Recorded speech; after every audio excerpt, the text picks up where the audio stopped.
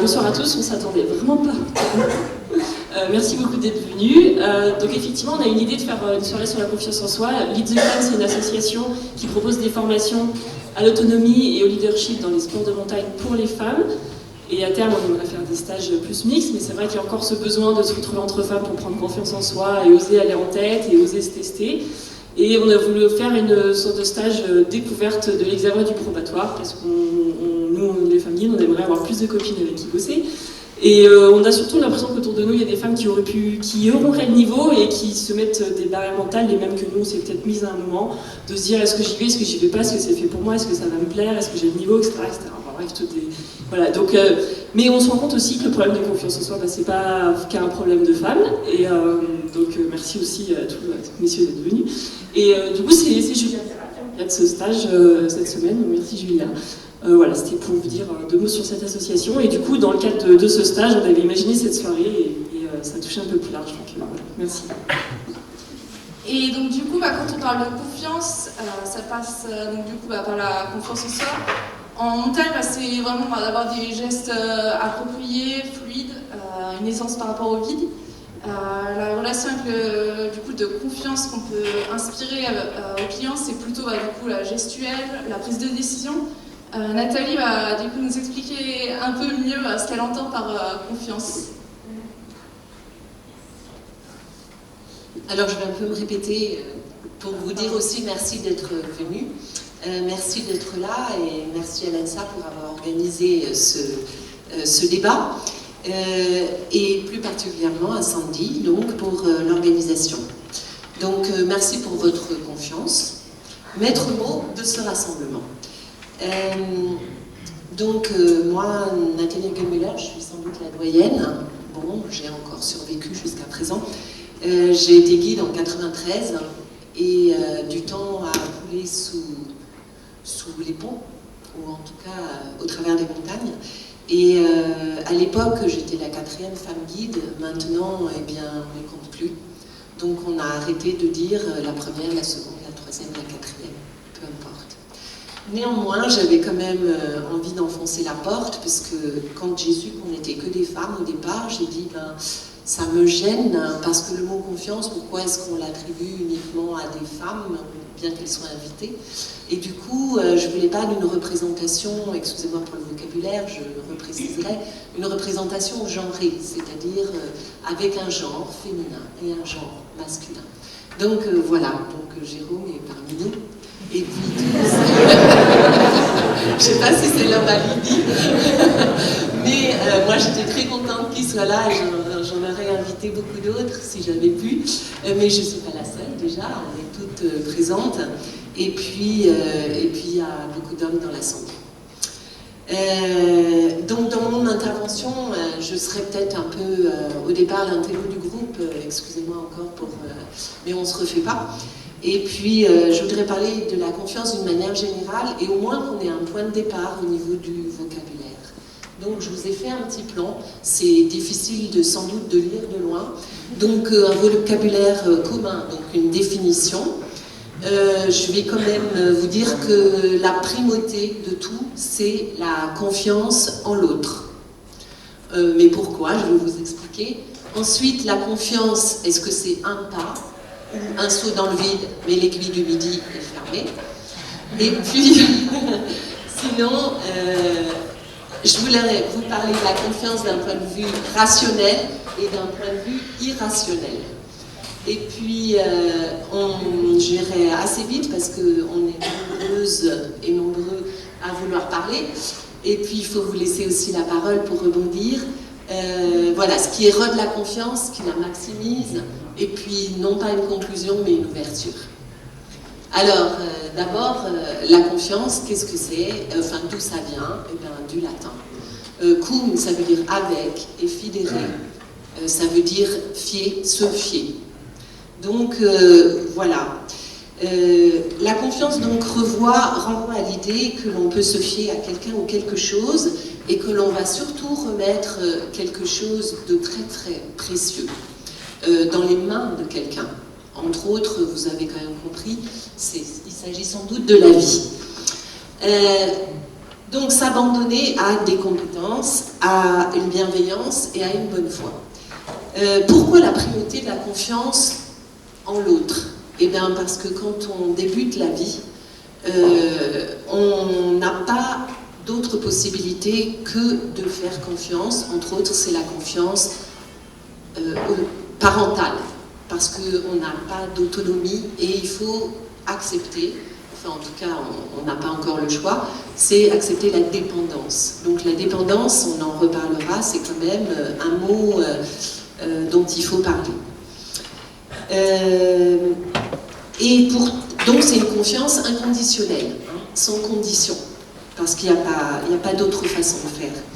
Et donc c'est ce qui a permis l'apprentissage, c'est ce qui a permis l'évolution et c'est ce qui permet le fait de grandir. Et mes collègues en parleront aussi. Donc il s'agit d'une transmission nécessaire pour la confiance en soi. Sans confiance en soi, rien n'est possible. On appelle ça en anglais self-esteem, et ça permet de s'ouvrir aux autres et d'avoir un espace de partage. Par exemple, le fait de bâtir avec autrui un projet commun. Donc là, je ne cite pas d'exemple, mais vous voyez tout de suite qu'un projet commun pour des aspirants guides, des futurs guides, pour des cobayes, ça a quand même une résonance.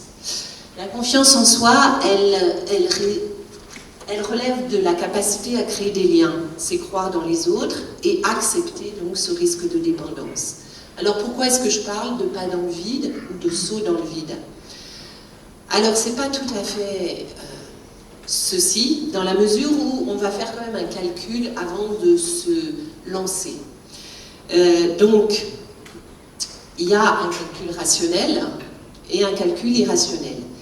Le calcul rationnel, un client va voir un guide, donc il se dit, voilà, j'ai en face de moi quelqu'un qui a une forme de savoir, donc des compétences techniques, des compétences morales, reconnues, donc des points de repère pour chaque individu, ce qui permet de compter les uns sur les autres et de prévoir les comportements. Quelqu'un prendra des décisions, quelqu'un acceptera ou négociera ses décisions. Ça permet quand même de savoir dans quel terme on va évoluer. Est-ce qu'on régularise, est-ce qu'on formalise, enfin bref, il y a quand même des conduites qu'on se répartit. Alors, donc il y a la notion de contrat, et qui dit notion de contrat dit aussi notion d'engagement.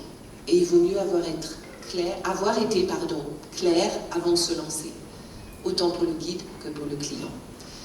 Donc dans une alliance, on essaye quand même d'être loyal, d'honorer ses promesses et c'est ce qu'on appelle les intérêts enchâssés.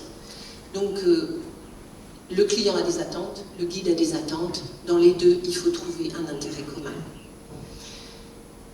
Il peut y avoir des demandes de compte ultérieures, donc c'est pour ça qu'il vaut mieux avoir prévu.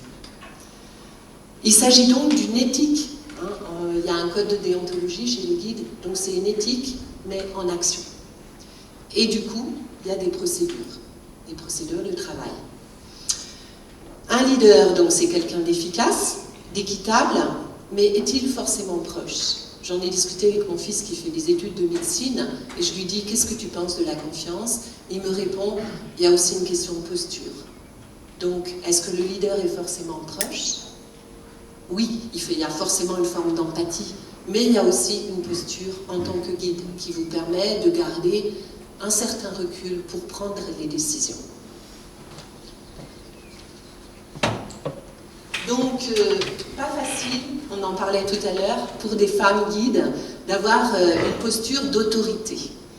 Alors, une femme guide, oui, on y reviendra, une figure d'autorité, mais comment cette autorité se négocie et comment un client ou une cliente font face à l'autorité. Alors, jusqu'où va la confiance? Est-ce qu'elle va jusqu'à la crédulité, la naïveté? On fait quand même appel à un esprit critique. D'ailleurs, l'esprit critique, il est aussi bien du point de vue du guide que du point de vue du client.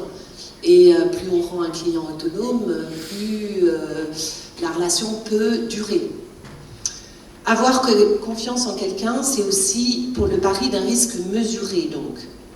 Si je prends un guide, je le prends peut-être comme une ceinture de sécurité. J'ai déjà entendu cette réflexion par rapport au danger d'avalanche. Maintenant, j'en viens rapidement à la question de l'inconscient, ou de l'irrationnel, ou de l'inattendu. Tout ce qui n'est pas finalement de l'ordre du réfléchi. La confiance va passer par des prises d'informations qui ne passent pas forcément par des circuits repérables. Exemple, un client arrive, vous avez déjà, que vous le vouliez ou non, une idée, quand vous voyez la personne physique en face de vous, une idée de ce que vous allez pouvoir faire avec cette personne. Rien que la façon de se présenter, d'avancer, la façon dont la personne est habillée, la façon dont elle se présente, vous prenez déjà un certain nombre d'informations. Et tout ça, donc sur le comportement. Et tout ça, c'est ce qui va vous aider dans, je dirais, dans le programme qu'on pourra établir ensemble. Donc c'est un décodage. Et c'est de la communication non verbale. La confiance, elle implique aussi une forme d'aveu, que j'appellerais de nudité en quelque sorte. Avouer que, pour un client, bon, le guide, il a une certaine posture à tenir, mais le client peut avouer aussi être fatigué ou dire non, je ne veux pas y aller. Ou voilà, c'est pas évident. Et puis la confiance implique aussi l'acceptation du changement. Le changement, c'est, pour tout un chacun, c'est s'adapter. La confiance implique que l'on ne puisse pas être maître de tout, que l'on ne sache pas tout. C'est la relation entre l'apprenant et celui qui apprend. Et on s'enrichit l'un de l'autre. Donc, la relation de confiance, c'est une relation aussi d'humilité. Alors, ce qui érode la confiance, là je vais être rapide, c'est la crise de la parole. Autrefois, la notion de risque partagé existait, face maintenant à tout ce qui est enregistré, filmé. Le calcul, la dictature du chiffre, la tyrannie des évaluations, vous en savez quelque chose en tant qu'aspirant guide. La performance, la mise en concurrence, c'est quelque chose qu'on ne peut pas se cacher. Le chacun pour soi au lieu du travail en commun. Et ça, c'est difficile à vivre. L'automatisation, les habitudes ou les petites paresses. Et ça, il faut s'en méfier. La méfiance, surtout si elle est généralisée et qu'elle devient un pessimisme. Parce que quand on voit tout en noir, c'est bizarre comme les choses ne vont pas dans le bon sens. Et puis il y a aussi la confiance trahie. Ce qui maximise la confiance, il y a l'éducation, voire grand, en s'inscrivant dans le temps. Le positivisme, pardon. Le lève-toi et marche. Ça marche. Et puis, donc le rôle de l'entourage, de la famille, et puis pour pouvoir avancer, il faut quitter sa solitude. Il y a la capacité à s'auto-réguler, s'auto-évaluer, se remettre en cause, on n'a jamais fini.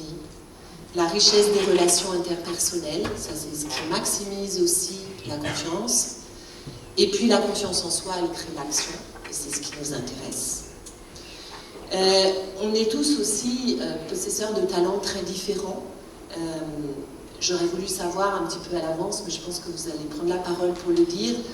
Vous avez tous des compétences dans d'autres domaines, et on pourrait demander à un médecin, demander à un théologien, demander à un philosophe, et là on demande au guide de haute montagne ce que c'est que la confiance.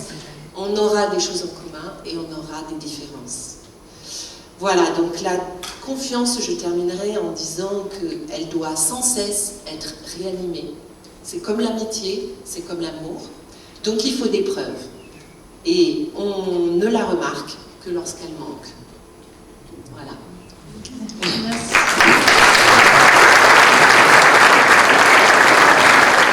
Parce que du coup, purement la confiance en soi, c'est compliqué à améliorer, à la gagner.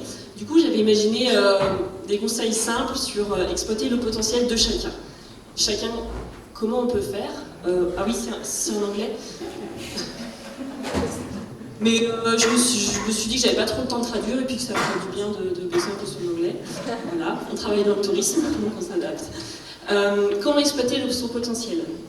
Donc j'ai imaginé 3 grandes règles principales pour ce faire. Et donc tout au long de mon parcours, je me suis un peu basée sur mon parcours. Aujourd'hui, je suis guide de montagne, vous l'avez deviné, et puis secouriste en montagne. Et voilà, je suis pas arrivée là par hasard, et je voulais vous expliquer. Du coup, tu peux passer les faut tout faire. Ouais, ça c'était sur le glacier des Bossons, mais il y avait déjà plus de glace, hein, c'était il y a longtemps. Moi j'ai eu la chance de grandir en Haute-Savoie et mon papa il était professeur de sport et il était aussi moniteur d'escalade, de kayak, de voile, de parapente, de ski, on faisait aussi du VTT, on faisait aussi des randonnées. Voilà, toutes mes vacances ont été quand même très très bien remplies. Donc j'ai eu la chance de pouvoir découvrir la montagne très tôt. Et je me suis rendu compte que pour exploiter mon potentiel dans n'importe quel domaine, j'acceptais tous les défis qui venaient à moi. Donc on me proposait d'aller faire telle pente de vélo, je disais oui. Si on me proposait d'aller grimper ça, je disais oui. Donc voilà, j'ai eu la chance qu'on puisse me proposer beaucoup d'activités, mais j'ai jamais refusé. Après peut-être je regrettais un petit peu, mais je m'adaptais. Et tout ça, ça m'a conduit à rejoindre la première équipe nationale d'alpinisme féminin, les NAF, pour ceux qui connaissent, qui ont été créées la première en 2007. Et suite à cette équipe, le GMHM s'est dit tiens, il y a beaucoup de femmes qui arrivent sur la scène de la montagne, peut-être qu'on pourrait en prendre une, lui donner sa chance au sein du GMHM. Donc le groupe militaire de haute montagne, c'est le groupe d'élite de l'armée française qui représente, c'est un peu la vitrine de l'armée sur les plus hauts sommets du monde et les coins les plus reculés de la planète. Et donc ça a été créé il y a 40 ans, il y a eu 86 grimpeurs au GMHM et il y a eu seulement une femme, c'était en 2008. Et donc là ça fait 10 ans. Voilà, on attend. Moi, j'aimerais vraiment qu'il y en ait une deuxième parce que ce GMHM, ça m'a donné l'opportunité de faire des expés dans le monde entier. Et là, j'étais devenue alpiniste professionnelle. Donc, j'étais payée à vivre ma passion. C'était quelque chose que j'avais absolument jamais imaginé quand j'étais sur le glacier des Bossons. On est bien d'accord. Et là, ça m'est un petit peu tombé dessus. Alors, au début, oui, je n'osais pas postuler pour le GMHM. Je savais qu'ils cherchaient une femme. Mais moi, je me suis dit, non, mais de toute façon, ils sont tous trop forts. J'ai aucune chance. Je vais jamais arriver à les suivre. Et puis j'ai mis une femme avant, ça va être compliqué avec tous ces bonhommes, et puis quand même c'est l'armée, quoi. Ça veut dire qu'il faut que je devienne militaire, il faut que je rejoigne les chasseurs alpins. Donc ça faisait quand même beaucoup 3 bonnes raisons, quand même, d'hésiter. Et j'ai une très bonne amie qui s'appelait Karine Ruby, que vous connaissez sûrement son parcours, qui était une championne en snowboard. Et elle m'a dit, de toute façon, s'il y a une place, c'est pour les femmes, toi tu as envie d'être en montagne, pourquoi t'essayes pas? Demande au moins. Ok, ouais, c'est vrai, je pouvais au moins demander et puis voir si oui ou non ça marchait. Et puis si ça marchait, après j'aurais encore l'occasion de réfléchir, mais ça se refuse pas une proposition comme ça. Du coup, ça a marché. Tu peux passer la diapo. Et du coup, j'ai eu la chance de pouvoir faire monter une expé à 7150 mètres en Himalaya. C'est bon, tu peux passer la diapo. Et j'ai eu la chance de pouvoir faire le sommet du Mont Logan, qui est le plus haut sommet du Canada. Et j'ai pu participer aussi à une expédition en Chine. Et puis, cette très belle expédition. Donc là, encore une fois, Vanessa François, c'est une amie avec qui, il y avait Karine Ruby, avec qui j'aimais beaucoup faire de la montagne, qui a eu son accident en 2009, et Vanessa François, qui a eu son accident en 2010. Elle grimpait dans la face sud aiguë du Midi, dans la rue Buffat, et il y avait de la neige sur une vire qui a dû couler à cause de la chaleur, ou peut-être quelqu'un est passé sur la vire, on ne sait pas. En tout cas, il y a un bloc de glace qui lui est tombé sur le dos, qui lui a brisé la colonne, et elle est paraplégique. Mais elle avait quand même encore envie de grimper. Et du coup, je me suis dit, ce serait super qu'on puisse partager une dernière aventure, une dernière ascension. Et du coup, on est parti faire Zodiac. Donc ça avait déjà été gravi une fois par une femme paraplégique, mais bon, c'est quand même pas fait tous les 4 matins. Et du coup, c'est 600 mètres de face, on est resté 5 jours à dormir sur les portes Salège. Et on installait une corde fixe, et par un système de mouflage, elle se remontait toute seule. Donc elle mettait 20 minutes par longueur. Nous, on mettait 2 heures parce que c'est de l'escalade artificielle. Du coup, on l'a un petit peu ralenti. Mais ça va, nous en a pas trop voulu. C'était vraiment une super expédition de pouvoir partager cette dernière ascension avec elle. On a dû la porter sur notre dos pour l'amener au pied de la paroi, on a dû la porter sur notre dos pour la descendre de la paroi. Le parc du Yosemite était fermé cette année-là, parce qu'il y a eu des soucis financiers, il n'y avait personne dans le parc. Du coup, c'était vraiment un moment magique. Et encore une fois, donc, cette opportunité, elle s'est créée parce que voilà, Vanessa, elle a su que cette ascension avait déjà été faite. Elle m'en a parlé et je me suis dit, oui, tout de suite on a relevé le challenge. Alors on a relevé le challenge tous les 4. Il y avait Fabien Dugy qui était avec nous, il y avait Liv Sansoz, moi et Vanessa dans la paroi. Et aussi Nicolas Potard et Victor Estrangin qui nous ont filé un bon coup de main pour installer les cordes et la logistique. Donc dans chaque situation, j'ai quand même eu l'impression que quand un défi venait à soi, bah, on pouvait soit se dire de toute façon c'est pas pour moi, mais en attendant les défis viennent pas à soi par hasard. Enfin moi je suis assez, ça s'appelle la loi de l'attraction, on attire un peu ce qu'on veut, si on va attirer des bonnes choses ou des mauvaises choses. Et bon des fois il y a aussi une part de chance hein, quand même. Mais cette aventure elle nous est arrivée dessus à tous les quatre et on l'a relevé, enfin voilà, c'était un super moment humain. Et puis aussi la deuxième grande règle que j'avais remarquée, donc de relever tous les défis qui arrivent à nous, et puis aussi de s'entourer des bonnes personnes. Parce qu'on n'est jamais seul, même quelqu'un qui grimpe un solo, il n'est pas solo. Il a une équipe derrière lui, il s'est entraîné pour cet objectif, et voilà, quoi qu'on se mette comme objectif, on n'est jamais seul. Donc c'est important de s'entourer des bonnes personnes, que ce soit professionnellement, ou même dans l'intimité, de choisir son bon compagnon, sa bonne compagne, qui va vraiment nous porter vers ce qu'on a envie de faire. Ou sa famille, ou de s'éloigner de sa famille, parce qu'on ne peut pas choisir sa famille, mais c'est vrai que sa famille, si on n'a pas de support dans nos objectifs, ben, on ne peut pas changer de famille, mais on peut choisir de se distancer un petit peu pour réussir à atteindre ses objectifs. Donc moi quand j'étais au GMHM, bien en arrière, j'ai pas fini, quand j'étais au GMHM, je me suis sentie, donc je suis restée 3 ans et demi, donc c'était une expérience formidable d'un point de vue technique en alpinisme, mais d'un point de vue humain c'était quand même difficile, parce que vu que j'étais quand même toujours la seule femme, et l'armée c'est quand même un milieu un petit peu difficile pour une femme, même aujourd'hui. C'était humainement, je me sentais pas poussée, je me sentais un petit peu, ouais, j'avais l'impression que je pouvais faire beaucoup mieux que ça. Et du coup, j'ai voulu quitter le GMHM et j'ai demandé à être instructeur montagne à l'MHM. Donc l'école militaire de haute montagne, c'est à Chamonix, c'est le premier centre de formation dans la vallée ou même en France, qui a été créé il y a 90 ans. On est une trentaine d'instructeurs et ils n'avaient jamais eu de femmes non plus. Voilà, donc ça faisait voilà, double effet. Donc là, je suis devenue caporal-chef parce que ça faisait déjà 3 ans que j'étais à l'armée. Et ma mission, c'est bon, tu peux passer. Ma mission, c'était d'emmener les chasseurs alpins dans des formations en alpinisme, en ski de randonnée. Donc c'était des soldats, c'était des gros bonhommes costauds. Il y avait aussi des légionnaires, des fois, la Légion étrangère qui vient en stage à l'MHM. Et donc il y en a, ils revenaient d'Afghanistan et ils se retrouvaient avec Marion Potvin en formateur montagne, voilà. Donc ça faisait un petit décalage, c'était très intéressant. C'était intéressant de remarquer que j'ai pas eu de soucis d'autorité, de confiance, un peu comme ce que disait Nat tout à l'heure. Avec les stagiaires, j'ai eu aucun souci parce que pour eux, j'étais leur formateur. C'était sur le papier, ils étaient en stage, donc c'est moi qui les évaluais à la fin, c'est moi qui mettais la note, donc ils n'osaient pas trop la ramener. Puis alors, ce qui est génial, c'est qu'ils sont quand même bien formatés. C'est pas comme ça. Ils sont bien formatés. On dit un truc, c'est court. Alors les légionnaires, c'est encore mieux, ils sont très impressionnants. Les légionnaires, ils sont hyper baraques. Donc pour la petite histoire, les légionnaires, c'est parfois ça peut être des Français, mais ça peut être des étrangers. Des Français soit qui aiment la Légion, des Français soit qui ont un casier judiciaire un petit peu intéressant, un peu important. Et tout s'efface et on n'est plus personne à la Légion, on est légionnaires. Et c'est une famille et ils sont... Ouais, c'est vraiment un milieu particulier. Et du coup, se retrouver sous les ordres d'une petite nana, c'était pas vraiment dans leurs habitudes. Mais ils suivaient parce que c'était... Donc on avait des gros groupes. Donc là, on est en ski de randonnée avec un groupe de 20. J'ai eu l'occasion de faire le Mont Blanc. Donc le Mont Blanc, comme vous savez, c'est un guide pour 2. Et donc au début, on était 2 guides pour emmener toute la section d'éclaireurs en montagne. Et puis et d'autres encadrants, mais pas des diplômés guides de haute montagne. Moi, j'étais encore à SPI. Puis finalement, l'autre guide, il était malade. Du coup, je me suis retrouvée la seule guide. Donc tout devant, à emmener toute la section d'éclaireurs en montagne. Ça faisait 23 jeunes. Des jeunes entraînés, des jeunes qui étaient autonomes, mais des jeunes qu'il fallait quand même gérer. Donc voilà, c'était une expérience vraiment intéressante, l'école militaire de haute montagne. Et là, quand j'étais à l'école militaire de haute montagne, je me sentais vraiment soutenue par mes collègues, mes autres instructeurs. Ils étaient avec moi sur le terrain, ils voyaient bien que ça allait, que j'aimais ça, que j'avais envie d'apprendre. J'étais encore à SPI, j'avais encore beaucoup à apprendre.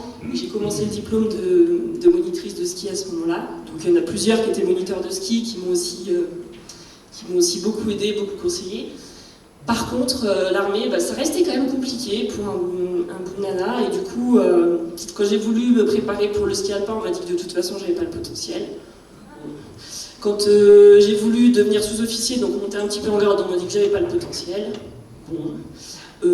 Du coup, au bout d'un moment, j'ai quand même cherché un petit plan B. Et j'ai vu une petite annonce comme quoi les CRS montagne cherchaient des guides d'auto montagne sur la liste de diffusion du SNGM. Je me suis dit, bah, pourquoi pas? Donc je suis allée les voir. Effectivement, ils recrutaient des guides. Je n'étais pas spécialement tirée par le secours, mais j'aimais bien la formation montagne. C'est vraiment la partie du métier de guide qui me plaisait le plus. Du coup, bah, pourquoi pas. Du coup, j'ai passé le concours d'Irénal de la Paix, j'ai fait 9 mois d'école de police et j'ai rejoint la section de secours montagne. Donc ça a été créé il y a 60 ans, le secours en montagne police. Comme vous savez, dans le massif du Mont-Blanc, c'est les PGHM. Toute la Haute-Savoie, c'est les PGHM. Mais dans les départements 38, 05, 04, 73, c'est l'alternance. Une semaine, c'est les gendarmes, une semaine, c'est les policiers. Donc ici, à Chamonix, on ne fait que centre de formation. Et donc là, une fois encore, bah, au moment où j'étais me renseigner, bah, je me suis rendu compte que ouais, il n'y avait encore jamais eu de femmes non plus. Donc là, encore une fois, il a fallu voilà, faire la première femme. Mais là, ça s'est vraiment bien passé. On va dire qu'entre-temps, j'avais passé mon diplôme de guide. Et puis, la police, c'est pas l'armée, c'est des civils. Et du coup, ça les choquait. Bah, pourquoi pas d'avoir des femmes après tout. Sachant que la première femme qui est rentrée dans les CRS, c'était en 2000... la première femme Irénal de la Paix, je crois que c'était en 2012. Donc ça s'est joué à pas grand chose que moi je puisse rejoindre la spécialité montagne. Voilà. Et je me suis rendu compte que pour passer tous ces examens, à chaque fois, eh ben, c'était du boulot. Beaucoup de boulot. Ça s'est pas fait par hasard. Donc s'entraîner dur et échouer dur, parce que c'est souvent le lot quand on veut se mettre des objectifs un petit peu hauts. C'est bon, tu peux passer. Bah, le diplôme de guide de montagne, déjà, ça c'était un sacré morceau. Première fois que je suis allée au probatoire, j'étais pas encore en GMHM, j'avais 23 ans, et il y a 1000 questions qui se poussaient dans ma tête. Est-ce que j'ai le niveau, est-ce que j'ai pas le niveau, mais je vais pas y arriver. Il y a plein de bonhommes, ils y vont, ils sont plus costauds que moi, ils ratent, j'ai aucune chance, ça va pas le faire. Bon, du coup, j'y suis allée, et puis on m'a dit, mon compagnon de l'époque, il m'a dit, bah, pourquoi t'essayes pas, de toute façon, t'as la liste de courses. Bon, bah, oui, évidemment, effectivement. La même chose que Karine, mais des fois, il suffit que quelqu'un nous le dise. Que ça devient évident. Bon, ok, j'essaye, mais j'ai essayé sans y croire, quoi. Du coup, je me suis même pas acheté de ski, je me suis pas acheté de chaussures, je me suis un peu entraînée en ski, mais moi j'ai raté le ski, quoi. Ouais, forcément. Mais je l'ai raté, j'ai eu 9,5 sur 10. Ah, quand même. Du coup, je me suis dit, bah, en fait, ça le fait. Et l'année suivante, ouais, je me suis entraînée. J'ai racheté des skis, j'ai acheté des chaussures, j'ai fait 120 jours de ski dans l'hiver, je sais pas combien, j'ai pas arrêté. Et ça l'a fait. Moi, j'ai eu 11,5, c'est pas non plus exceptionnel. Et voilà, aujourd'hui il y a 30 femmes guides en France et voilà, ça c'était un gros morceau de s'entraîner pour ce diplôme, voilà. Et aussi, vas-y c'est bon tu peux passer. Et après, ouais, je me suis dit, bah tiens j'aime bien le ski, j'ai envie de progresser en ski, j'ai envie de prendre des cours de ski. Et puis j'avais eu que 11,5, hein, donc je pouvais encore bosser. Du coup je me suis lancée dans le diplôme alpin, voilà. À 29 ans j'ai commencé à taper dans des piquets. Alors à 29 ans, bah, t'as pas de club hein, pour les vieux. Hein. Du coup, je suis allée dans le petit club de Passy avec des enfants de 14 ans qui m'ont expliqué comment, si on passe à gauche ou à droite de la porte, parce qu'il y a des bananes, des trucs un peu bizarres. C'est pas juste bleu-rouge, hein, c'est vachement plus compliqué que ça. Du coup, j'ai eu la chance aussi d'être accueillie par le club de Valorcide. C'est des petits clubs qui ont bien voulu de moi. Et bah, c'est bien, ça remet un peu tout en question hein, de s'entraîner avec des jeunes de 14 ans. Et du coup, une fois encore, bah, j'ai raté le test d'entrée, évidemment, je l'ai raté une fois, puis après j'ai refait du piquet, j'ai fait le deuxième coup, et après l'Eurotest, j'ai raté une fois, puis finalement j'ai quand même pu l'avoir au troisième coup. Et là, je suis retournée en stage cet automne encore, ce printemps, bah, j'ai encore raté la démonstration de ski, donc il va falloir encore y retourner, voilà, quoi. Tout ça pour dire que des fois, on voit des gens réaliser des choses, on se dit, waouh, comment il est arrivé jusque-là, bah, derrière, il y a du travail, il y a beaucoup de travail. Et du coup, ben voilà, une fois que j'ai fait tout ça, que j'ai fait tous ces voyages et tous ces diplômes, on peut se demander qu'est-ce que je vais faire. J'ai encore plein d'idées, c'est bon, tu peux passer. Et bien justement, Lead the Climb, c'est cette association qui veut promouvoir plus de femmes en montagne, qui veut donner confiance en elles aux nanas qui ont envie d'aller en montagne, qui doutent parce que c'est très frustrant pour nous de voir des nanas avec tout ce potentiel et qui le savent, souvent elles ne sont pas conscientes. Et du coup, c'est un peu l'idée de ce groupe. Je crois que tu peux passer. Ils ne savaient pas que c'était impossible, alors ils l'ont fait. J'aime beaucoup cette phrase. Voilà. Et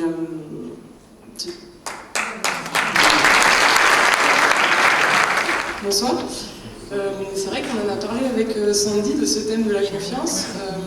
Au début, c'était plus la confiance en soi, mais finalement, ce soir, c'est un peu partagé entre la confiance du guide avec son client et la confiance en soi.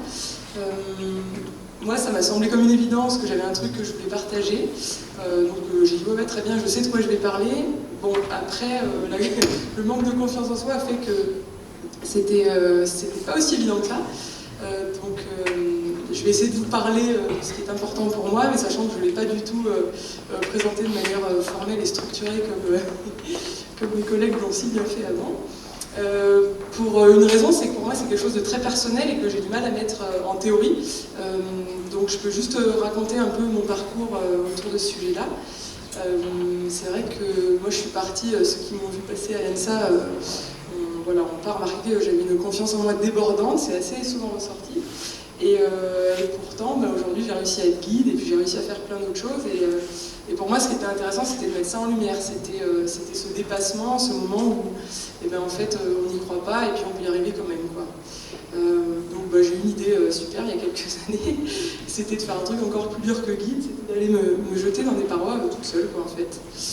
Donc, les photos que vous voyez qui passent, c'est des photos que j'ai ramenées de ces ascensions. En fait, j'ai fait plusieurs ascensions toute seule au Yosemite, dans ce qu'on appelle des big walls, donc beaucoup en escalade artificielle, de manière très laborieuse, très lente, et puis surtout très seule. Et j'en ai pas retiré une théorie sur la confiance en moi, mais j'en ai retiré beaucoup de perceptions, beaucoup de sensations. Et c'était ça que j'avais envie d'amener un peu ici. Notamment, en fait, pour moi qui suis quelqu'un, comme beaucoup de gens, je pense, qui a du mal à avoir confiance en moi, et pourtant j'arrive à faire des choses, je pense que le moment où ça bascule, en fait, c'est le fait de tenir compte de la sensation que j'ai dans ce manque de confiance. Alors je m'explique, c'est un petit peu brouillon. En fait, quand j'ai une situation où je n'ai pas confiance, je suis persuadée que je ne vais pas y arriver, ça vous connaissez bien. Et dans ces moments-là, en fait, je m'appuie sur toutes les expériences que j'ai eues qui étaient, à mes yeux, difficiles et malheureuses.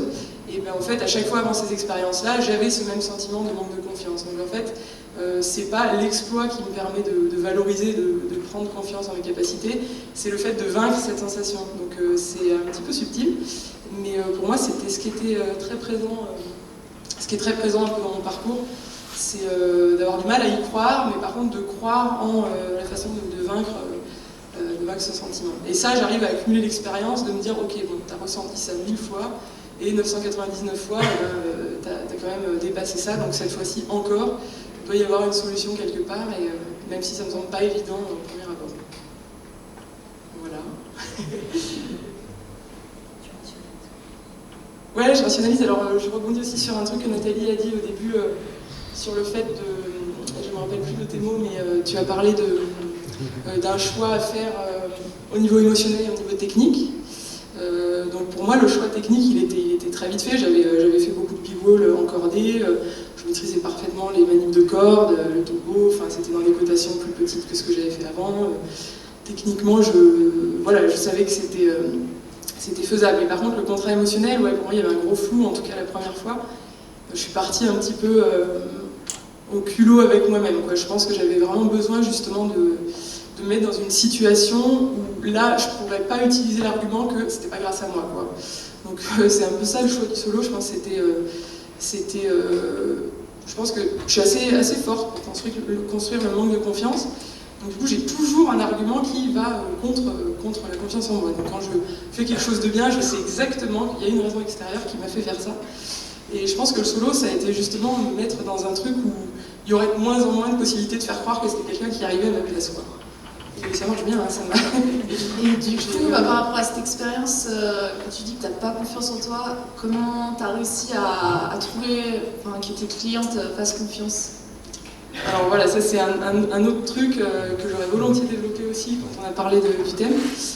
Pour moi, il y a une immense différence entre la confiance que je développe avec les autres, avec les groupes que j'encadre notamment, ou même dans mes relations le reste du temps, et la confiance que j'ai en moi. Pour moi, c'est deux choses très différentes.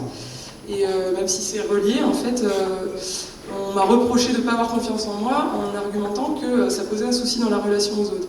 Et je suis peut-être exceptionnelle, mais moi en tout cas c'est différent. C'est-à-dire que ça se passe très bien avec les clients. Et alors est-ce que c'est une question de posture, ce dont vous parliez par rapport à la confiance? J'ai pas de souci avec cette posture, Marion parlait d'autorité, j'ai pas de souci avec cette autorité-là. Donc tout ça fait qu'il y a une relation qui est très équilibrée avec mes clients et qui l'est un petit peu moins avec moi-même a priori. Bon, merci Julia pour cette expérience au milieu. Bonsoir à tous.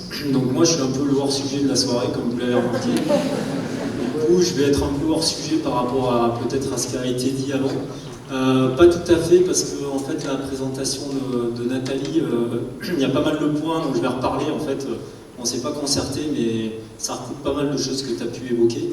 Je vais essayer de le contextualiser. Voilà, moi, on m'a proposé de venir, m'a proposé cette soirée. Est-ce que ça t'intéresse de participer à une soirée qui parle du thème de la confiance? Ça m'a parlé tout de suite, c'est-à-dire que pour moi, c'est un sujet central dans le métier de guide, dans la relation du guide avec son client et vice-versa. C'est une relation pour moi qui est bilatérale, la confiance. Ça m'a parlé tout de suite en me disant, bah oui, ça fait écho à des choses de mon expérience de guide que j'ai pu observer. Voilà. Alors c'est mon expérience propre, ce serait intéressant après que d'autres puissent s'exprimer sur le sujet, hein, parce que j'ai pas la prétention justement de faire un exposé sur la confiance en tant que guide. Je peux juste parler de mon expérience, voilà, essayer d'évoquer différents points. Pour moi, le premier point déjà, c'est que quand on a envie d'inspirer la confiance à un client, il y a une notion de posture qui est super importante, c'est-à-dire qu'il faut pouvoir avoir une posture entre guillemets de force tranquille. Alors j'ouvre un peu une porte ouverte déjà, je pense qu'il y a beaucoup de choses que vous savez déjà dans votre expérience d'alpiniste ou de jeune futur guide ou de vieux guide, mais il faut dégager cette force tranquille, et pour moi dégager une force tranquille ça veut dire qu'on est au bon endroit au bon moment, avec les bonnes personnes. Et ça demande un petit peu de finesse quand même, c'est-à-dire que je vais essayer d'être du plus simple au un petit peu plus compliqué. En partant du plus simple, je pense qu'aujourd'hui le métier de guide il est multiple, on fait plein d'activités. Le niveau des gens qu'on emmène, d'une certaine manière, il augmente. Si on prend l'exemple du ski par exemple, voilà. Donc quand j'ai commencé à être à ski, j'étais pas forcément un grand skieur. Et par contre, je le suis devenu skieur parce que la réalité du métier m'a amené sur les skis. Et je me suis dit, tiens, c'est intéressant d'aller gratter cette activité. Il y a plein de choses que moi je m'ai retrouvé dans la relation de guide. Parce que justement, cette notion il faut que le client ait confiance en nous pour aller au bon endroit, pour se sentir à l'aise. Et là, j'ai un exemple très concret cette saison où un client voulait s'initier à la pentraide. Moi, je ne suis pas un skieur de pentraide à la base. Et je me suis dit, il veut s'initier à la pentraide, il faut que moi, si je veux l'emmener pour qu'il ait les bases, le but c'était pas de l'emmener faire des choses difficiles, si je veux l'emmener pour qu'il ait les bases, il faut que moi je sois carrément bien au-dessus. Bien au-dessus pour pouvoir avoir cette posture de force tranquille et d'être à côté de lui, de pouvoir le conseiller, le rassurer, revenir à des choses concrètes, le ramener sur ses skis. Voilà. Et ça m'a demandé pas mal d'investissement. Et je m'aperçois que dans notre activité, on peut évoluer dans des activités, ça demande de s'entraîner, ça demande de s'investir. Et puis on vieillit aussi. Moi, voilà, je sais pas si tu peux me considérer comme jeune ou vieux, mais je sens que je commence à vieillir. Et ce que j'ai fait à une époque, par exemple, dans certaines activités, en cascade de glace, où je pense que j'arrivais à avoir cette posture, à être à côté de mes clients et aller. Et ben, ça peut devenir plus difficile, on évolue, et ça c'est quelque chose dont il faut prendre conscience. Voilà. C'est super important de toujours être juste dans le lieu où on va, dans le niveau où on va. Il faut garder cette marge pour avoir toujours cette posture. Et cette posture, elle inspire pour moi réellement de la confiance. Voilà. Typiquement, un autre exemple, l'école d'escalade, quand on veut faire descendre un enfant en moulinette et qu'on va lui expliquer qu'il faut qu'il s'assoie dans le baudrier, qu'il faut qu'il tende les jambes, etc. Soi-même, il faut être complètement décontracté sur le rocher et lui montrer que tout est cool, tout va bien se passer. Voilà. Et pour être comme ça, il faut avoir une certaine marge. Ça paraît plus évident en escalade parce que souvent on a un petit peu plus de métier. Et dans tous les domaines de notre montagne, ça se retrouve. Voilà, pour moi, ça c'est un point important. La posture, c'est celle aussi d'un rôle de formateur. Voilà. Pour moi, c'est important dans le métier de guide, c'est qu'il faut être capable d'évaluer le niveau de ses clients et puis de détecter chez eux ce qui pose problème, quoi. Et ça demande beaucoup d'observation. Moi, je l'ai appris avec le temps, même si j'avais l'impression que j'avais réussi des courses avec des clients quand j'étais jeune guide, c'était pas toujours le cas. Et parfois, j'avais l'impression d'avoir raté mes journées, alors que c'était des super journées en montagne où les gens s'était senti à l'aise. Voilà. Et donc c'est l'observation des gens qu'on emmène, savoir où ils en sont, et voilà, savoir détecter les petits trucs qui vont les mettre en confiance. Alors, je ne sais pas si je suis super clair dans ce que j'explique, mais pour moi c'est un deuxième point important qui est lié au premier, à l'histoire de posture. Le troisième point important pour moi, c'est que quand on est guide, on est amené à prendre plein de décisions, à gérer beaucoup d'incertitudes, à gérer du risque. Et pour qu'il y ait une relation de confiance qui s'installe, alors là je parle beaucoup de la confiance du client envers son guide, il faut pouvoir partager cette prise de décision. C'est-à-dire qu'il faut s'appuyer sur des éléments qui sont concrets. On peut prendre la décision de faire demi-tour, on peut prendre la décision de continuer, même si les éléments extérieurs font peur, mais il faut que ça se base sur des éléments très précis. Voilà. Alors, autre exemple, cascade de glace, parce que j'ai pas mal d'exemples dans ce domaine-là. Il y avait une époque où les premiers clients que j'ai emmenés en cascade, j'avais envie de faire des choses difficiles avec eux, des clients qui étaient motivés pour faire des choses difficiles, et je me disais, il y avait des fois où je le sentais, puis il y avait des fois où je le sentais pas. Et j'avais du mal à expliquer pourquoi je le sentais ou pourquoi je le sentais pas. Et je pense que ça, c'est pas quelque chose de très confortable pour le client. On va dire, mais pourquoi on fait demi-tour, pourquoi on continue, ça fait peur, hein, c'est raide, il y a des stalactites, etc. Si on a une vision, un petit peu une démarche structurée, je crois qu'en tant que professionnel, c'est quelque chose d'essentiel. Une sorte de lecture, donc les 3x3 dont on parle en formation par exemple, les éléments factuels, météo, toutes les infos qu'on peut partager entre professionnels, c'est des éléments qu'on peut échanger avec l'autre, et du coup non seulement ça justifie ses choix, mais ça rend les choix perceptibles pour les autres. Voilà. Un client il peut comprendre pourquoi on continue, pourquoi on fait demi-tour. Donc ça c'est pour moi un point également super important. En tant que professionnel, on se doit d'avoir une stratégie qui est très claire. Qui est très claire, qui peut évoluer, qui peut changer, mais en tout cas qui s'appuie sur des éléments clairs. Et puis la dernière chose, c'est qu'on perçoit souvent la relation de confiance de façon très forte avec des clients qu'on a depuis longtemps, avec lesquels on a construit, on a appris à se connaître, on a construit des projets, on a progressé ensemble. Et ça, on arrive à bien voir qu'il y a une relation de confiance qui s'installe, c'est-à-dire qu'on a besoin de se dire moins de choses. Le guide va faire confiance davantage en son client et le client en son guide pour faire les bons choix, pour avoir les bons projets. Et la notion de partenariat dont Nathalie parlait, un projet commun, guide-client, c'est là où, quand on est vraiment dans un projet commun, il y a une relation de confiance très très forte. Voilà. Et ça, on perçoit quand on a une relation dans le temps. J'ai eu la chance d'avoir une cliente que j'ai fait débuter en cascade et que j'ai emmené faire des grandes cascades dans les Rocheuses canadiennes, des choses où voilà, il fallait quand même grimper, etc.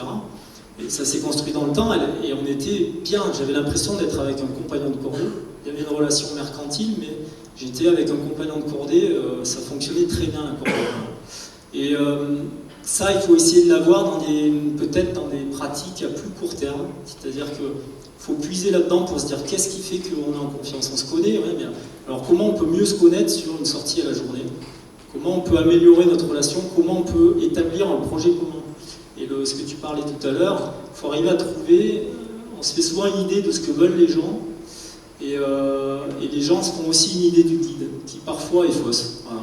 Des fois, il suffit juste de boire le café le matin et de dire mais aujourd'hui ça va, c'est vraiment ce que tu as envie de faire, voilà, enfin, c'est pas forcément pour mettre du doute, hein, ça peut être même pour changer de plan et faire autre chose, peut-être plus intéressant, plus ambitieux, mais en tout cas cette relation elle est très importante, et la communication guide-client dans les deux sens, elle est essentielle. Voilà. Je pense qu'on peut vraiment renforcer la confiance sur ces points-là. Enfin, moi, en tout cas, de mon expérience, voilà, c'est ce que j'ai pu observer. Et le dernier point que tu as aussi évoqué, moi je l'appelle la confiance aveugle. Voilà. Je me méfie énormément de ça, c'est-à-dire les gens qui, soit le guide envers ses clients qui dit oh, non, c'est bon, ils ont le niveau de passer là, une petite traversée, c'est un peu raide, mais ça va le faire. Il faut se méfier de ça, et à l'inverse de la personne envers le guide qui va dire mais non, avec toi on a toute confiance.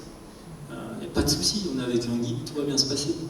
Des fois, il ne faut pas oublier de rappeler qu'on va faire de la haute montagne, qu'on va faire de l'alpinisme, qu'on va prendre des risques. Et que c'est pas forcément quelque chose qu'il faut peindre en noir, c'est juste une information essentielle qu'il faut partager.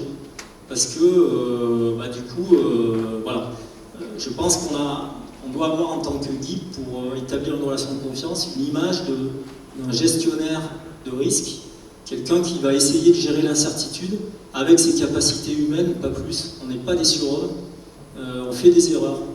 Le pire étant, je vais prendre le contre-exemple, on s'est complètement planté, on est paumé dans le brouillard, et on s'entête parce qu'il y a un moment donné où on n'accepte pas de dire je me suis trompé, il va falloir faire demi-tour, on va remettre les pots, et puis voilà. Et ça, faut se méfier de ça. Je pense que si les clients sentent qu'on est capable d'ajuster le tir, voire de faire demi-tour, voire d'avouer par moment que voilà, on n'a pas fait forcément les bons choix, ça consolide énormément la confiance.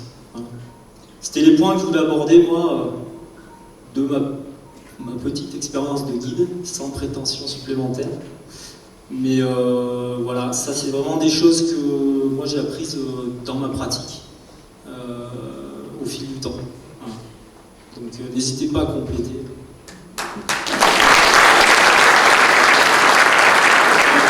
Bonsoir.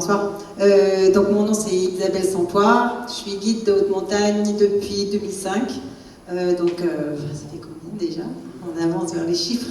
Avec l'ASPI, ça fait 15 ans. Donc ça fait 15 ans que je suis du côté professionnel.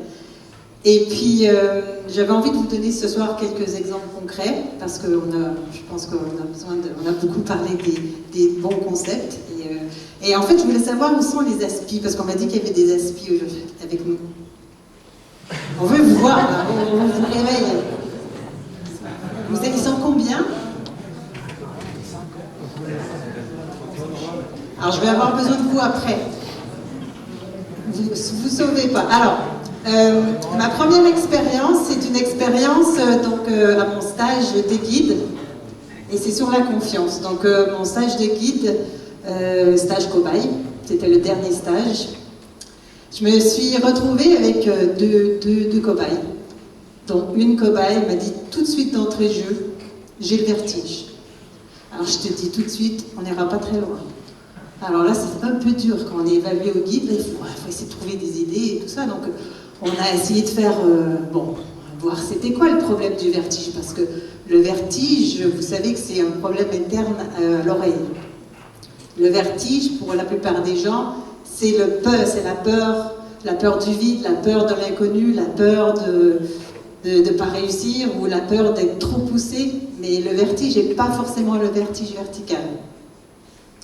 Alors du coup, on a passé une super semaine à faire de l'escalade en vallée, après en moyenne montagne, et après, elle se sentait super bien, donc on a dit, on y va, on part sur la dent du géant. Elle était super contente.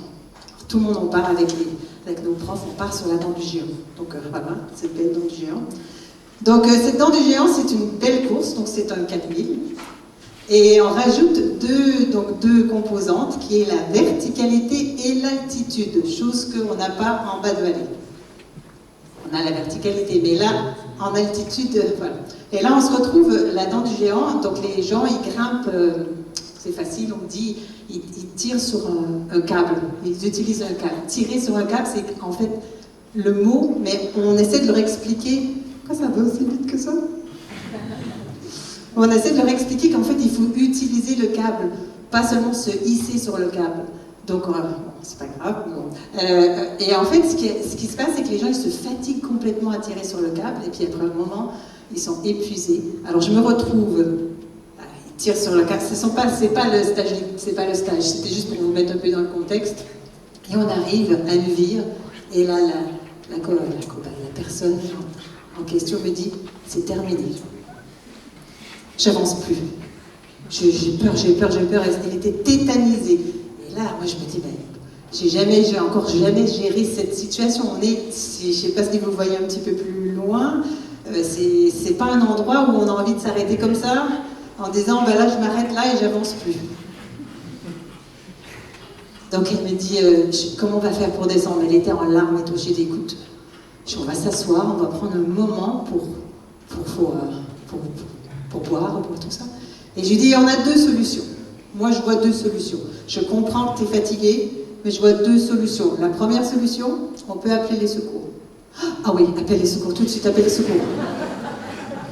Alors je lui dis, c'est l'option, si tu as le vertige, tu vas peut-être pas apprécier. Parce que là, on va venir t'élitreiller, et là, tu vas être suspendu au-dessus de la mer de glace, au-dessus de... Je suis pas certaine que ça soit la bonne option. Alors elle m'a dit, ah non, c'est quoi l'autre option? Je lui ai dit, l'autre option, c'est qu'on descende ensemble. En fait, comme si tu étais blessé, on va descendre en position de rappel ensemble. Elle m'a dit, mais c'est hyper dangereux. Attends, on va être lourdes, les 2 et tout, sur le rappel. Je dis, t'inquiète, on va gérer, on va le faire. Donc moi, il faut que je vous rappelle, je suis en évaluation quand même. Hein. Donc là, je me retrouve, il fallait que je me rappelle comment on faisait nos manips et tout ça. Alors, du coup, on a réussi, on descend, on fait les manips, on arrive en bas et elle me dit, tu m'as sauvé la vie, merci, merci. Et moi, je dis, non, c'est toi, je dois te dire merci, parce qu'en fait, nous, on l'avait fait dans le gymnase de l'ENSA, mais je ne l'avais jamais fait en vrai. Alors, les apprentissages de ça. Donc, c'est une histoire, c'est pour vous parler de mes 3 apprentissages déjà. Le premier apprentissage, c'est qu'il faut rester positif. Donc, si la cliente, elle n'avançait plus. Si je me mettais à dire, ça fait chier et tout, allez, avance, mais qu'est-ce que je vais faire et tout, il faut rester positif. Je pense que ça, c'est pour moi, j'ai vraiment appris ce moment-là, et on reste zen, on trouve des solutions. Après, il faut un moment de pause, un moment pour reconnaître ce que le client ressent, reconnaître sa difficulté, reconnaître sa fatigue. Ça ne sert à rien de dire, on n'est pas loin, là, on n'est pas loin. Les guides, ils disent toujours ça, on est à 5 minutes. Et ça marche pas. Mais reconnaître que c'est difficile pour eux, il faut un moment de pause. C'est hyper important. Se mettre dans leur peau. Et après, en fait, il faut essayer, je dirais pas forcément utiliser l'humour, parce que ça ne fonctionne pas toujours, mais essayer de mettre les cartes sur table et expliquer la situation en donnant, j'ai fait cette fois-là 2 options, mais mettre les cartes sur table, ils ont besoin de savoir. Donc ça, c'est ma première leçon, donc de confiance, et en fait, après, on est devenus des super bonnes amies, on a fait plein de courses ensemble, et puis on a vraiment eu une confiance. Mais moi, je devais avoir... Ouais, j'étais au tout début de formation, donc... non, à la fin de formation. Et mon deuxiième exemple, c'est un peu plus tard, après quelques années. Je suis partie sur Shams Zermatt et j'avais décidé, la dernière journée, il faisait mauvais temps, j'avais déjà décidé de faire demi-tour. Et la météo était un peu mieux que ce qu'on avait envisagé. Donc il faut passer à la dernière partie, c'est le glacier du Stocky qui est hyper crevassé. Et je m'étais dit, s'il ne fait pas beau, je fais demi-tour. Et j'arrive au col, il fait beau. Et là, je me dis, bon, ils annoncent mauvais, on voit que la météo est en train de changer. Et là, je vois un collègue qui arrive, un collègue que je ne connaissais pas, mais un guide suisse qui me dit, ah, tu es guide aussi, pas de problème, on y va ensemble. On y va ensemble, comme ça on est plus fort, on est confiant, on y va ensemble les 2. Et je dis, oui, mais là, c'est la météo arrive et t'inquiète, j'ai tout sur le GPS. Ok. Alors moi, je me suis dit, là, je le regardais en fait parce qu'il était encordé tout près avec ses clients. Et en fait, je lui ai dit, et vous êtes déjà encordé, c'est pas un glacier. Ah, c'est pour que mes clients me suivent à mon rythme. Alors je me dis, bon, d'accord. Mais j'ai dit, là, on descend maintenant. Là, j'ai dit, je me désencorde. Alors moi, par souci, comme il n'y avait pas de trace, j'ai décidé, même si je voyais, j'ai décidé de m'encorder avec une personne. Donc je descends encordée, mes clients me suivent, et lui, il m'a dit, je te rejoins. 5 minutes plus tard, je n'ai jamais vu, et je suis tombée d'un sérac de 15 mètres. La corde, c'était magique. Ça m'a tenue comme un saut en escalade, rien de plus. J'ai même pas senti le choc, aucun problème. Et là, j'entends mes clients au-dessus. T'inquiète, on va faire un mouflage, mais t'inquiète. Et moi, j'ai la tête à l'envers en disant, il faut que je remonte sur la corde, il faut que je remonte sur la corde. Et je suis, t'inquiète, on va faire le mouflage. Et là, tout d'un coup, en essayant pour eux de faire un ancrage, la corde a vraiment coupé dans la neige et je me suis retrouvée 1 mètre plus bas et j'étais au sol, à plat en fait, au bas du sérac. Donc je me suis désencordée parce que je voulais pas qu'il me tire jusqu'en haut. Et en fait, je suis remontée, j'ai mis mes pots de phoque et je suis remontée et tout le monde était comme si, mais qu'est-ce qui se passe? Et en fait, il y a eu un moment de panique. Et là, les gens, ils avaient perdu confiance en disant, mais c'est hyper dangereux ce glacier, la météo arrive. Et bon, bref, juste pour vous raconter tout ça, parce qu'un des clients m'a dit, j'en peux plus. Là, j'en ai assez. Je m'arrête ici. Là, je me dis, écoute, donc j'avais 5 clients, 4 femmes, 1 homme. Et malheureusement, c'est l'homme. En fait, il avait des ampoules comme des balles de golf. Donc de chaque côté, je peux comprendre que ça faisait mal. Mais là, il m'a dit, écoute, t'es tombé dans le sérac. Là, la météo arrive. Là, moi, j'en peux plus. J'ai mal aux pieds, j'en peux plus. Là, on s'arrête là, on appelle les secours. Ah, je dis, ben là, c'est un peu difficile parce que la météo arrive, les secours, l'hélico ne peut pas venir. Ah, il m'a dit, bah alors, on creuse un trou. On creuse un trou. Et moi, je dis, écoute, il est 11h du matin, et c'est un peu tôt encore. Donc je lui dis, il me dit, mais je te dis, je ne peux plus avancer, je ne peux plus, j'ai une douleur atroce.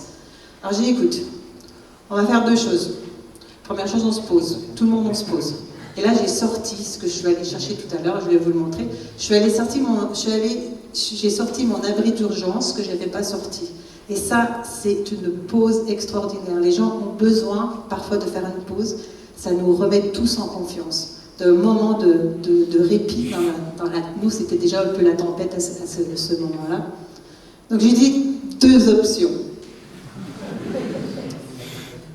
Première option, écoute, j'ai des ibuprofènes, j'ai une sorte de gel assez puissant. J'ai dit, tu prends ça et tu te remets d'aplomb, tu prends sur toi, tu te fais confiance et tu es capable de le faire. Il dit, j'y arrive pas. C'est quoi l'autre option? Et je dis, ben l'autre option, c'est en fait dans ma trousse de premiers soins, au guide, on nous a offert donc, de l'adrénaline à shooter. Donc j'ai toujours envie de l'essayer. Bon, je l'ai jamais essayé. Donc si ça te dit, on y va. Par contre, je t'avertis, tu vas être assez speed pendant 48 heures. À ton choix, ibuprofène ou l'adrénaline. Et là, il m'a regardé, il a dit, mais je crois pas. Alors du coup, je les ai donc. En fait, j'aurais besoin de quelques aspi pour venir ici, s'il vous plaît. Hyper important, je veux vous voir. Donc j'ai besoin de 4 aspi, juste pour vous mettre un peu dans l'ambiance. Allez. Faites-moi confiance.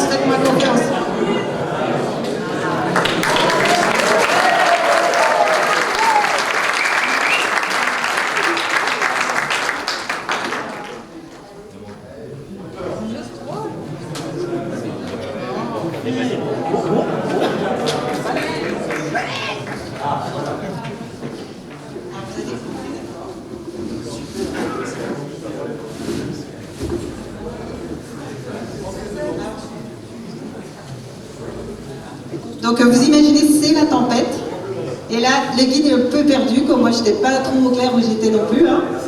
Donc là, il y a la carte. Alors tout le monde, là, vous vous asseyez.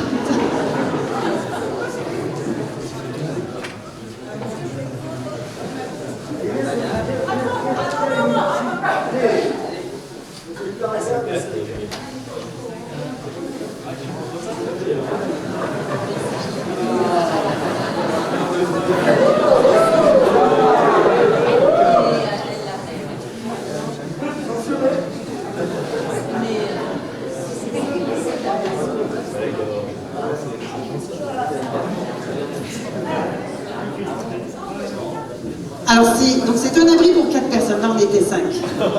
J'avais pris un abri avec moi, comme on était une grande équipe, j'avais pris un abri pour 8. Parce que c'était une semaine, vraiment mauvais temps, et donc l'abri était superbe. C'est un endroit où tu te poses, tu as le temps d'ouvrir la carte et de te remettre vraiment en confiance. Donc je sais que ça paraît un peu bizarre, mais j'en ai un aussi, donc de 2. Je ne les vends pas, j'en fais pas, mais c'est juste pour dire que si on a un moment où on peut se retrouver et être capable de poser à plat, parce que dans la tempête, on n'y arrive pas, c'est un outil de confiance. Donc c'est ce que j'avais envie de partager avec vous ce soir. un de mes outils qui peut gagner la confiance de vos clients. Merci.